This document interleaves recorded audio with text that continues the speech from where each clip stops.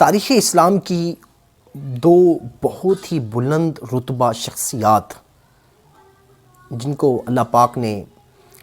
پاکیزہ سیرت، پاکیزہ کردار، تقوی، پرہیزگاری، اخلاص، للہیت، خوف خدا، عشق مصطفیٰ جیسی عظیم نعمتوں کے ساتھ ساتھ ان کو دنیا میں تاج و تخت و حکومت سے بھی نوازا، اور الحمدللہ ان دونوں شخصیات ہی نے عدل اور انصاف کا دامن مضبوطی سے تھامتے ہوئے بڑے اچھے انداز سے حکومت کی ذمہ داریاں سر انجام دیں۔ ان دو بلند رتبہ شخصیات میں سے ایک تو صحابی رسول صلی اللہ علیہ وآلہ وسلم ہے اور ان کا نام پاک حضرت امیر معاویہ رضی اللہ تعالیٰ عنہ، اور جبکہ دوسرے ہیں حضرت عمر بن عبدالعزیز رحمۃ اللہ تعالیٰ علیہ۔ اگر ہم ان دونوں بلند رتبہ ان شخصیات کی سیرت کو بغور پڑھیں تو پتہ چلتا ہے کہ ان دونوں کی سیرت میں بہت ساری چیزیں آپس میں ملتی جلتی ہیں، بہت ساری ان کے اندر سملیرٹی ہے۔ مثلا حضرت امیر معاویہ رضی اللہ تعالیٰ عنہ آپ اول ملوک اسلام یعنی اسلامی تاریخ کے پہلے بادشاہ ہیں، اور آپ کا یہ جو خوبی ہے کہ آپ اسلام کے پہلے بادشاہ ہیں، یہ آسمانی کتاب تورات شریف میں بیان ہوا ہے۔ اسی طرح حضرت عمر بن عبدالعزیز یہ پہلے مجدد ہیں، اس انداز سے یہ ان کے اندر۔ اچھا، حضرت امیر معاویہ رضی اللہ عنہ کے وصال مبارک کے بعد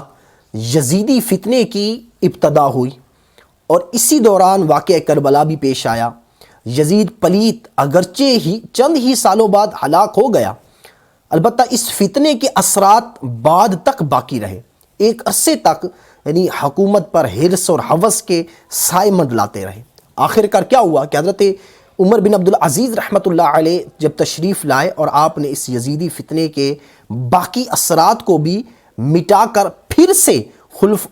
خلافت راشدہ کی یاد تازہ فرما دی۔ حضرت امیر معاویہ رضی اللہ تعالیٰ عنہ علم دوست شخصیت تھے، یعنی علم سے آپ کا بہت اچھا لگاؤ تھا۔ اسلام کی تاریخ میں سب سے پہلے آپ کے دور مبارک میں علم تاریخ کی باقاعدہ کتابیں لکھی گئیں۔ اسی طرح حضرت عمر بن عبدالعزیز یہ بھی علم دوست شخصیت ہیں، علم سے دوستی رکھنے والے، کہ آپ کے دور مبارک میں احادیث کریمہ کو کتابی شکل میں جمع کر کے باقاعدہ آغاز کیا گیا۔ ایسے ہی اور غور کرتے چلے جائیں تو حضرت امیر معاویہ رضی اللہ تعالیٰ عنہ آپ بھی خوف خدا والے تھے، حضرت عمر بن عبدالعزیز رحمۃ اللہ علیہ آپ بھی خوف خدا والے تھے، حضرت امیر معاویہ بھی عدل پسند تھے، حضرت عمر بن عبدالعزیز بھی عدل پسند تھے، حضرت امیر معاویہ رضی اللہ تعالیٰ عنہ بھی لوگوں کی خیر خواہی کرتے تھے، اور حضرت عمر بن عبدالعزیز بھی رحمۃ اللہ علیہ آپ بھی لوگوں کی خیر خواہی فرماتے۔ حضرت امیر معاویہ رضی اللہ عنہ کو نبی پاک علیہ الصلوۃ والسلام نے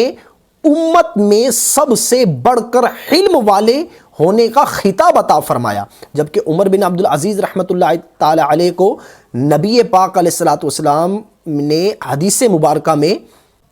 حضرت امیر معاویہ رضی اللہ عنہ کو پیارے آقا علیہ الصلوۃ والسلام نے امت میں سب سے بڑھ کر حلم والے ہونے کا خطاب عطا فرمایا، جبکہ حضرت عمر بن عبدالعزیز رحمۃ اللہ علیہ کو حدیث پاک میں امت کا بہترین آدمی فرمایا گیا ہے۔ حضرت امیر معاویہ رضی اللہ تعالیٰ عنہ بھی بہت بڑے عاشق رسول تھے، اور حضرت عمر بن عبدالعزیز رحمۃ اللہ علیہ بھی بہت بڑے عاشق رسول۔ حضرت امیر معاویہ بھی صحابہ اور اہل بیت سے بے پناہ محبت کرنے والے، ان کا ادب اور احترام کرنے والے تھے، اور حضرت عمر بن عبدالعزیز بھی صحابہ و اہل بیت سے محبت کرنے والے تھے۔ حضرت امیر معاویہ کے پاس بھی نبی پاک علیہ الصلوۃ والسلام کے متبرک تبرکات تھے، اور حضرت عمر بن عبدالعزیز نے بھی نبی پاک علیہ الصلوۃ والسلام کے تبرکات سنبھال کر رکھے ہوئے تھے۔ اور قربان جائیے، حضرت امیر معاویہ نے بھی آخری وقت وہ تبرکات مصطفیٰ قبر میں رکھنے کی وصیت فرمائی، اور اسی طرح حضرت عمر بن عبدالعزیز نے بھی اپنی قبر میں تبرکات مصطفیٰ رکھنے کی وصیت فرمائی۔ الغرض ان دونوں شخصیات کی پاکیزہ سیرتوں کے بہت سارے پہلو